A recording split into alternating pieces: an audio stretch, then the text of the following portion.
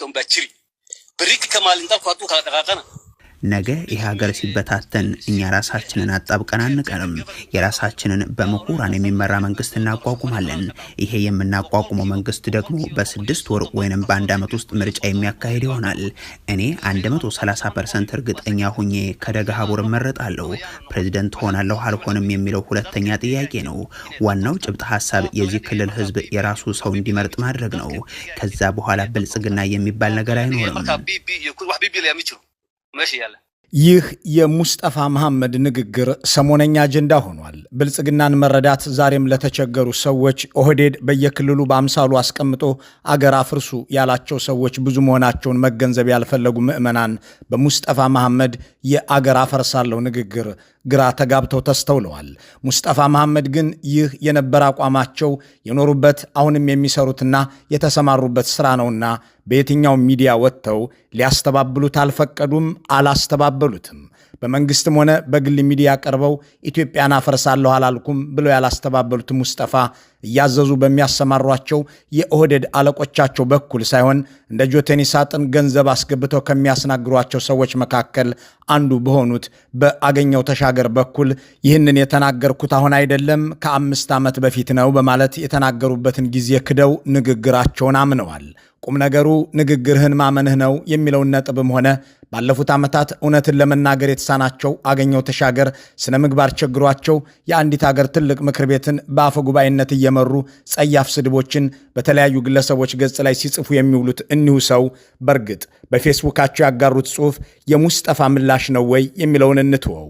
እርሱን አገኘውን አምኖ ለሚከተል ወገን እንትወውና ኢትዮ ፎረም ይህንን የሙስጠፋ ንግግር ካሰራጨ በኋላ የሶማሌ ክልሉ ርዕሰ መስተዳድር በይፋ ወጥተው ባላስተባበሉት በዚሁ ንግግራቸው ላይ እናተኩር። እንደ ሁልጊዜው የኢትዮ ፎረም ታማኝ ምንጮች በድምፅ ቀርጸው ያደረሱን መረጃ ሙስጠፋ ኢትዮጵያን ስለማፍረስ ያላቸውን ውጥን አብይ አህመድ እሳቸውን ሳያነሱ እንደሚፈርሱ የተናገሩበትን ትንተና የያዘ ነው። አቶ ሙስጠፋ መሐመድ ግን ይህንን ሲናገሩ ለመጀመሪያ ጊዜ አይደለም። አማራና ትግሬ መስማማት አይችሉም ብለው የጻፉት እሳቸው ናቸው። የሶማሌ ክልል መዳረሻ ታላቋ ሶማሊያ ነች፣ የኦብነግ እንቅስቃሴ ሊደገፍ ይገባዋል እያሉ ያሰፈሩት ራሳቸው ናቸው። ኬንያ ድረስ ሄደው ለ150 ዓመት የገዛንን አማራ ነቅለን ጥለነዋል ያሉበት ንግግራቸው አሁንም በቪዲዮ ማህበራዊ ሚዲያ ላይ አለ። የኬንያን ባለሀብቶች ኢትዮጵያ ውስጥ ሰላም የለም እንዳትመጡ ሲሉ የተደመጡበትን ማስረጃ አለ።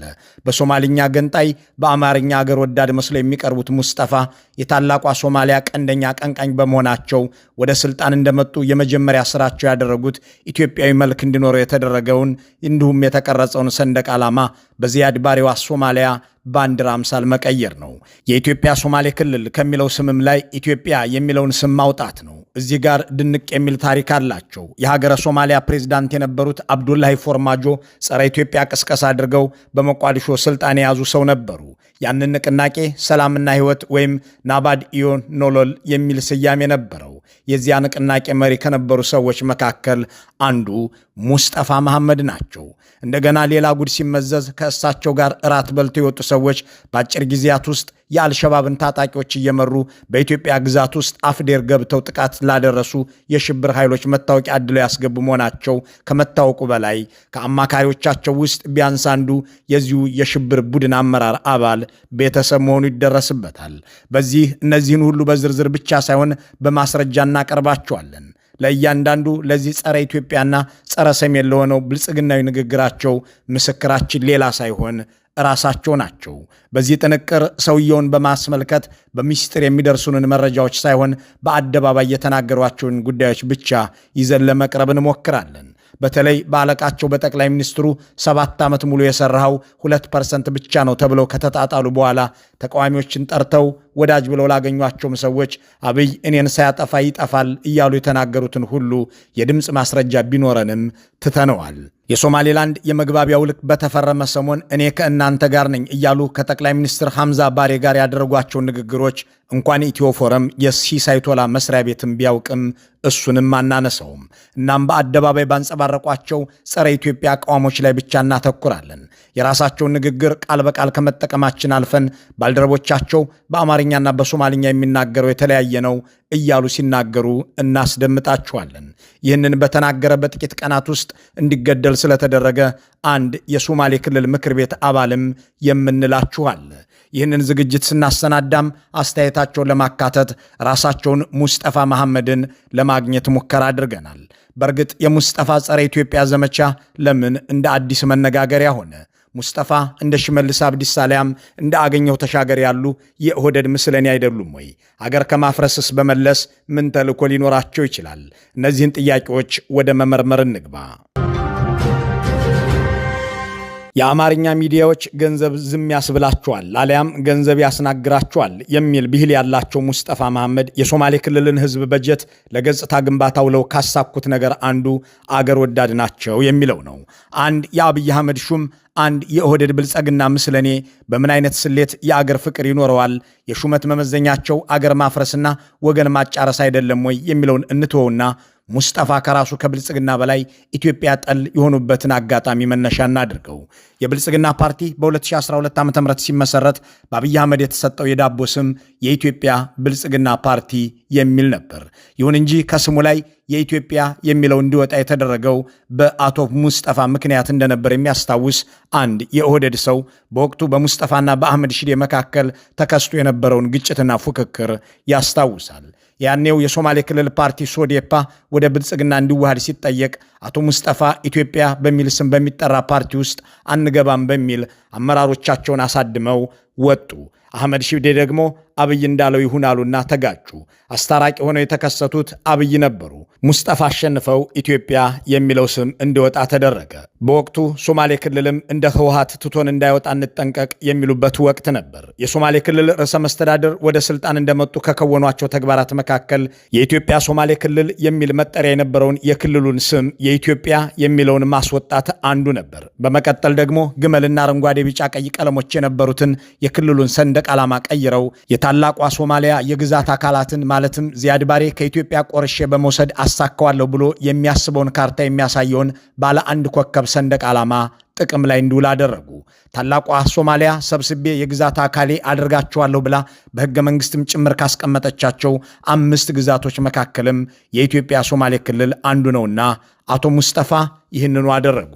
እነዚህን 5 ግዛቶችን የሚወክል ሰማያዊ ቀለምና 5 ጎን ያለው ነጭ ኮከብ ሰንደቅ ዓላማም እያውለበለቡ ናቸው። አቶ ሙስጠፋ መልሰው የተከሉት ከታላቋ ሶማሊያ ሰንደቅ ዓላማዎች አንዱን አንጓ ነው። እሳቸውም ሶማሌነታችንን ለማንጸባረቅና ለታላቋ ሶማሊያ ያለንን ፍቅር ለመግለጽ ሰንደቅ ዓላማችንን ቀይረናል ሲሉ የተደመጡት በአደባባይ ነው። ሶማሌነትና የሶማሌ ህዝቦች በያሉበት ቦታ ያላቸው ክብር፣ በተለይም በሶማሊያ ሪፐብሊክ ውስጥ ያሉት ከኛ በላይ የሚወዳቸው ሰው ከቶ አይገኝም። ደማችንና አጥንታችን ከተፈጨ ሶማሌነት ይገኝበታል። የሶማሌዎች ሁሉ እምብርት የትም ይኑር የት በሶማሌ ክልል ይገኛል። ለሶማሌነት ካለን ፍቅር የተነሳ ነው የሶማሌ ክልልን ባንዲራ የቀየር ነው። በባንዲራችን ውስጥም ሶማሌነትን መገለጫችን እንዲሆን ያደረገ ነው።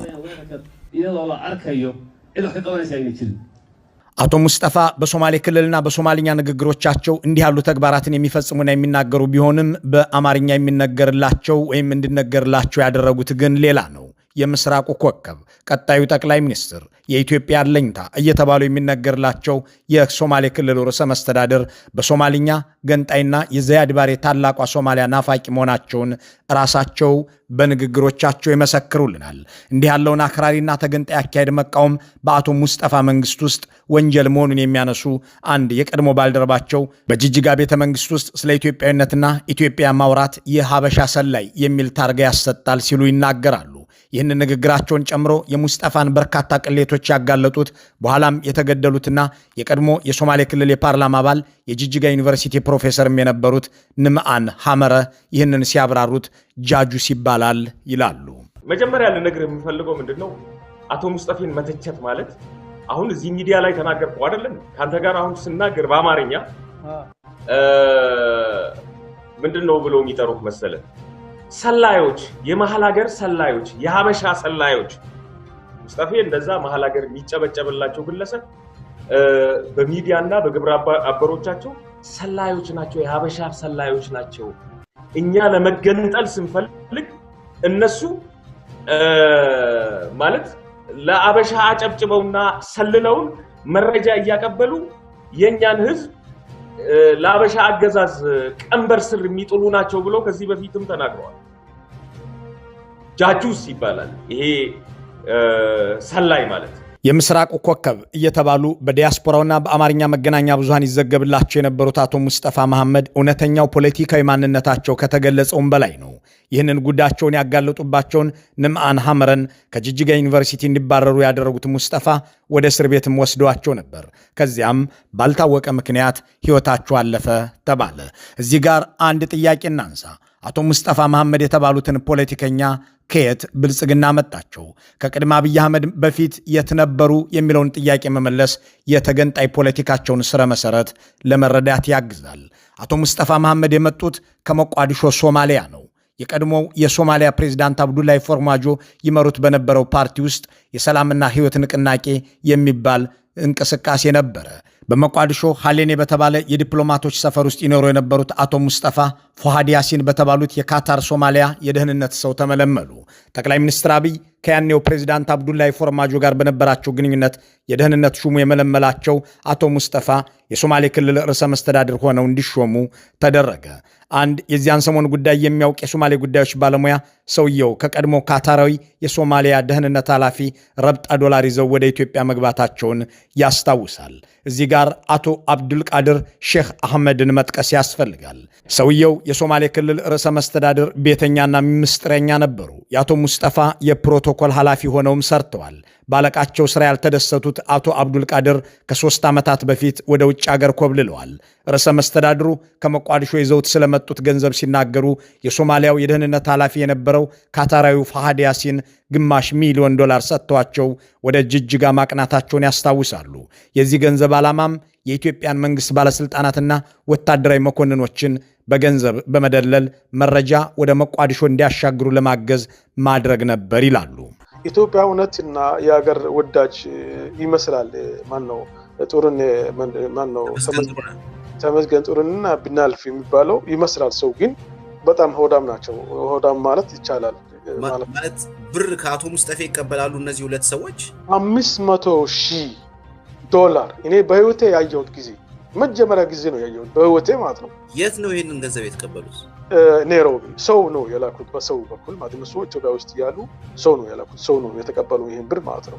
ኦኬ ይሄ ገንዘብ ከየት ነው የመጣው? ገንዘቡ ከሶማሊያ ፉአድ ያሲን ከዛ ከሶማሊያ መጥቶ ምንድነው ኔሮቢ ውስጥ ተገናኝተናል። የሆነች ሆቴል ተነጋገሩ። እኔ ስልጣን ለመቆይ ከፈለጋችሁ እንዲህ የሚያስፈልግ ነገሮች ስላለ ብር አምጡ ምናምን። ሙስጠፋ መሐመድ የሚሰሩት ለሞቃዲሾ መንግስት ነው የሚሉ ሰዎች አብይ አህመድ ከሶማሌላንድ ጋር የማያግባባ የመግባቢያ ውል የተፈራረሙ ሰሞን ያሳዩትን ነገር በብዙ ይዘረዝራሉ። ቀድሞ ነገር አብይ አህመድም ቢሆኑ ያንን ውል የተፈራረሙት የኢትዮጵያን ዘላቂ አጀንዳ በዘላቂ ቅርቃር ውስጥ ለመክተት እንጂ ለአገር አስበው አልነበረምና እሱን ለማሳየት ማስረጃ ፍለጋችንን እንትወው። በሶማሊኛ የዚያድ ባሬ ፖለቲከኛ፣ በአማርኛ ግን አገር ወዳድ መስለው ለመከሰት የሚሞክሩት ሙስጠፋ ባህር ዳር ሄደው የሚናገሩት ሌላ፣ ጅግጅጋ ሲመለሱ የሚሉት ደግሞ ፍጹም ተቃራኒ መሆኑን ለማሳየት ሁለት አጋጣሚዎችን እናንሳ። ከዓመታት በፊት ባህር ዳር ሄደው እንዲህ አሉ። የአማራ ህዝብ ጨቋኝ እንደነበረ በተለይም የሶማሌ ህዝብን በተለየ መልክ እንደበደለ ተደርጎ ላለፉት ዓመታት በረጅሙ የተሰራበት ጥሩ ትርከት ትክክል አለመሆኑን ስለምናምንበት እንጂ ለፖለቲካ ተጥበን አይደለም። ይሄ ትርከት ስህተት ስለሆነ ትክክል አይደለም። ከ6 ዓመታት በፊት እንዲህ ብለው በባህር ዳር በአማርኛ ያስጨበጨቡት ሙስጠፋ ባሳለፍነው ዓመት ኬንያ ተጉዘው በዚያ ካሉ የሶማሌ ማህበረሰብ አባላት ጋር ሲወያዩ ደግሞ ለ150 ዓመታት የገዛንን አማራ ፈንቅለን ጥለናል ብለው በኩራት ተናግረው አስጨብጭበዋል። ምንም ጥርጥር የለኝም። ሰፋ አድርጌ ለማብራራት አሁን ጊዜ ባይኖረኝም አንድ ማለት የምፈልገው ሀገሪቷን ለ150 ዓመታት ስልጣን ይዘው የነበሩ ኃይሎች ተሸንፏል። ግን እነዚህ የተሸነፉ ኃይሎች ዝም ብለው አልተቀመጡም። መዋቅራቸውን፣ ትርክቶቻቸውን፣ ግንኙነታቸውንና ሚዲያዎቻቸውን በመጠቀም ብሔረሰቦች መሬታቸውና ፖለቲካቸው ነፃ እንዲሆኑ የመጣውን ለውጥ ጥላሸት እየቀቡት ነው። በህዝቦች መካከል ግጭት መፍጠር፣ አገርን ስለመገነጣጠል መስራት የኦህዴድ ብልጽግና ፕሮጀክት ነውና ሙስጠፋ መሐመድ ያንኑ ያስተጋባሉ። ለ150 ዓመት በትርክት የገዙንን ጨቋኞች ጣልናቸው ሲሉም አማራ እንደ ጨቋኝ መቆጠሩ ስህተት ነው ሲሉም የተሰላ ዓላማቸው ይሄው ነው። ወደ ስልጣን ማማ ላይ ከመምጣታቸው በፊት የመሐመድ ፎርማጆ ወኪል ሆነው መቋዲሾም ሆነው ሲኖሩ ሙክታር ዑመር በሚል የብዕር ስም ልዩ ልዩ ጽሑፎችን ያሰራጩ ነበር። ሶማሊኔት ፎረምስ በሚለው ድረገጽ ላይ በዚህ ስማቸው ከ16 ዓመታት በፊት ባሰራጩት አንድ ጽሑፍ የኦጋዴን ነፃ አውጪ ግንባር የመገንጠል አጀንዳ ሊደገፍ እንደሚገባው በሰበኩበትና በዚህ በምስሉ ላይ በሚታየው ጽሑፋቸው እንዲህ ይላሉ። የኢትዮጵያ የጥቁር ቅኝ አገዛዝ ትርክት ያላት በ19ኛው ክፍለ ዘመን ጎረቤት ሀገራትን በመውረር የተመሰረተች የኢምፓየር ውጤት እንጂ እንደ ሶማሊያ በነጭ ቅኝ ገዢዎች የተፈጠረች አይደለችም ካሉ በኋላ የኦጋዴን ጥያቄ ከጥቁር ቅኝ አገዛዝ ነፃ የመውጣት ጥያቄ ነው። የዚህ ትግል መጨረሻም ከእናት ሀገር ሶማሊያ ጋር መዋሃድ መሆን አለበት ይላሉ። የአማራ ልሂቃን ኢትዮጵያዊነትን እንደ ፖለቲካ መሳሪያ በመጠቀም ሌሎችን ለመጨቆን ይፈልጋሉ። የአማራና የትግራይ ልሂቃን ለየራሳቸው የፖለቲካ ጥቅም ሲሉ ኢትዮጵያዊነትን የሚግቱና ሌላውን የሚጨቁኑ ኃይሎች ናቸው። ደግሞም እርስ በርስ አይስማሙም እያሉ የሚተርኩበትን ይህንን ጽሑፋቸውን ማንበብ የሰውየው ጸረ ኢትዮጵያነት ከአንድ ሳምንት በፊት መደመጥ የጀመረ ሳይሆን አብሮ አደጋቸው መሆኑን ለመረዳት ያግዛል። ሙስጠፋ መሐመድ እንደ ማንኛውም የብልጽግና ሰው አገር ለማፈራረስ ወይም በእሳቸው አገላለጽ ከኢትዮጵያ ጋር ተጣብቆ ላለመቀጠል ሲሉ የትኛውንም ነገር ቢሰሩ የማይጠበቅ ሊሆን ይችላል። ይሁን እንጂ ኢትዮጵያ ጦርነት ውስጥ ነች፣ ገንዘብም የለም፣ ሰላምም የለም፣ ለልማት ሥራ ወደ ኢትዮጵያ አትምጡ እያሉ ኬንያ ድረስ ሄደው የውጭ አገር ባለሀብቶችን የቀሰቀሱ የብልጽግና ሹሞች ከእሳቸው ውጭ አልታዩም። የራሳቸውን ንግግር እንከታተለው።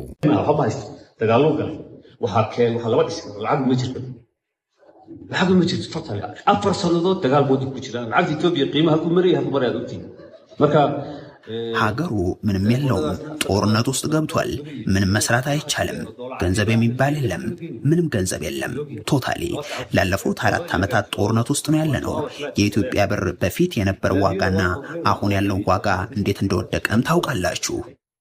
የኢትዮጵያ ብር ወድቋል፣ ሰላም የለም፣ ገንዘብም የለ እያሉ የሚናገሩት ሙስጠፋ ሰላም የጠፋው አእምሯችሁ ውስጥ እንጂ በኢትዮጵያ አይደለም ከሚሉት አለቃቸው ጋር ኢትዮጵያ በዓለም ፈጣን እድገት ያላት ሀገር ነች ከሚሉት አብይ አህመድ ጋር የሚጣጣም ነገር የላቸውም። ለዚያም ይመስላል ከወራት በፊት 7 ዓመት ሙሉ 2% ብቻ ነው የሰራው ያሏቸው። በዚህ የጠቅላይ ሚኒስትሩ ንግግር የተበሳጩት ፕሬዝዳንቱ በሮመዳን ወር የእራት ግብዣ ብለው በቤተ መንግስታቸው ለጠሯቸው የክልሉ ፖለቲከኞች የነገሯቸው አብይ አህመድ እኔን ሳያነሳኝ እሱ ይነሳል የሚለውን ነበር። ይህንኑ በማኔጅመንት ኢንስቲትዩት ውስጥ ባደረጉት ስብሰባ ደግመውታል። ለሁለቱም ማስረጃ ያለው የድምፅ ቅጂ ለኢትዮ ፎረም ደርሷል። ይህንን ከማቅረብ እንቆጠብና ይህንን ለማስረዳት እማኝ መጥራቱንም እንትወውና ሙስጠፋ የሚሰሩት ለሞቃዲሾ ብቻ ሳይሆን ለጅሊብም ነው የሚለውን እንመልከት። ጅሊብ የአልሸባብ ዋና ከተማ ነች። ይህ የሽብር ቡድን በታሪኩ ለመጀመሪያ ጊዜ 150 ኪሎ ሜትር ወደ ኢትዮጵያ ግዛት ገብቶ ጥቃት የሰነዘረው በሙስጠፋ ትብብር ነው የሚል ድምዳሜ ለመያዝ የሙስጠፋ የሰብአዊ ጉዳዮች አማካሪ የሆኑትን አህመድ እስማኤልንና ባለፉት 5 ዓመታት በክልሉ ቢሊዮነር ሆነው ብቅ ያሉትን የኒሁ ወንድም አማካሪ የሆኑትን ዳሮድ እስማኤልን እንመልከት። የእነዚህ ሁለት ወንድማማቾች አባት የሆነው እስማኤል ሃሩን የአልሸባብ መናገሻ የሆነችው የጅልብ ከተማ የጸጥታ ኃላፊ ሲሆን የሽብር ቡድኑ በተቆጣጠራቸው አካባቢዎች የጎሳ ግጭት ሲያጋጥም እንደ አገር ሽማግሌ የሚጠቀምበት ነው። በዚህ በምስሉ ላይ የቀረቡትና ከአቶ ሙስጠፋ ጋርም ቆመው የሚታዩት የሀብት ምንጫቸው የማይታወቀው ቢሊዮነሩ ዳሮድ እስማኤል ሲሆኑ ጥቁር ኮት በነጭ ሸሚዝ ለብሰው የሚታዩት ደግሞ አማካሪያቸው አህመድ እስማኤል ናቸው። ዳሮድና አህመድ ወንድማማቾች ናቸው። ከፎቶግራፎቹ ከላይ በኩል ያሉት ደግሞ የአልሸባብ ዋና ከተማ የሆነችው ጅልብ የጸጥታ ኃላፊ የሆነው አባታቸው አቶ እስማኤል ሃሩን በሽብር ቡድኑ ሚዲያ ላይ ማብራሪያ ሲሰጥ ከተቀረጸው ቪዲዮ ላይ የተወሰደ ነው። በአጭር አገላለጽ የሙስጠፋ አማካሪ አባቱ የአልሸባብ ከፍተኛ ባለስልጣን ነው እንደማለት ነው። ከእነዚህ የሽብር ኃይል አባላት አንዱ የሆነው አሊ ዲያር የሙስጠፋ የቅርብ ዘመድ ነው። ከ4 ዓመታት በፊት ወደ ጅግጅጋ አቅንቶ ከክልሉ ርዕሰ መስተዳድር ሙስጠፋ መሐመድ ጋር በቤተ መንግሥት እራት አብሮ መብላቱ በማኅበራዊ ሚዲያ ተዘገበ። ከ3 ወራት በኋላ አሊ ዲያር በክልሉ አፍዴር ዞን የአልሸባብ ጦር እየመራ ገብቶ ጥቃት ሰነዘረ። የሶማሌ ክልል ፖሊስ ካምፕም ጥቃት ደርሶበት በርካቶች መገደላቸውን ቻናል 4 የተሰኘው ቴሌቪዥን ዘገበ። በዚያ ጥቃት ላይ በአጥፍቶ ጠፊነት ከተሰማሩት ውስጥ አንዱ የሆነውና አሊ መሐመድ ሐሰን በሚል ስም ወደ ኢትዮጵያ ገብቶ ጥቃት የሰነዘረው የአልሸባብ ታጣቂ በኪሱ የተገኘው ከሶማሌ ክልል የተሰጠው የኢትዮጵያ መታወቂያ ሲሆን ይህ በምስሉ ላይ የሚታየው ነው። ብልጽግናም በኢትዮጵያ ግዛት ውስጥ የአልሸባብ ጥቃት መፈጸሙን በነ ጄኔራል ተስፋዬ አያሌው በኩል ለመጀመሪያ ጊዜ በቴሌቪዥን አመነ።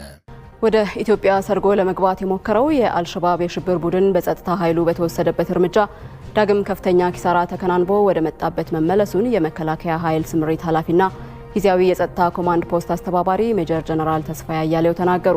አልሸባብ በድርጅቱ ታሪክ ለመጀመሪያ ጊዜ የኢትዮጵያን ድንበር 150 ኪሎ ሜትር ጠልቆ በመግባት የተሳካ የሽብር ተግባር ይፈጽም ዘንድ ሙስጠፋ መሐመድና አማካሪዎቻቸው አልተባበሩም ብሎ የሚሟገት የብልጽግና የስቱዲዮ ቅምጥ ምን ማስረጃ ማቅረብ ይችላል የሚለውን ስናልፈው ራሳቸውን ርዕሰ መስተዳድሩን ለማግኘት ጥረት ማድረጋችንን መግለጽ ይኖርብናል። በዚህ በምስሉ ላይ እንደሚታየው ለአቶ ሙስጠፋ መሐመድ በግል ስልካቸው አስተያየታቸው ለማካተት የሚያስችል ጥያቄ አቅርበን ነበር። በጽሁፍ የተላከላቸውን ጥያቄ ካነበቡት በኋላ አጥፍተውታል። አሁንም ቢሆን ግን ያቀረብንላቸውን ግብዣ ተቀብለው ጥያቄያችንን ለማብራራት ፍላጎቱ ካላቸው እድሉን እንዲጠቀሙበት በይፋ ጥሪ እናቀርብላቸዋለን።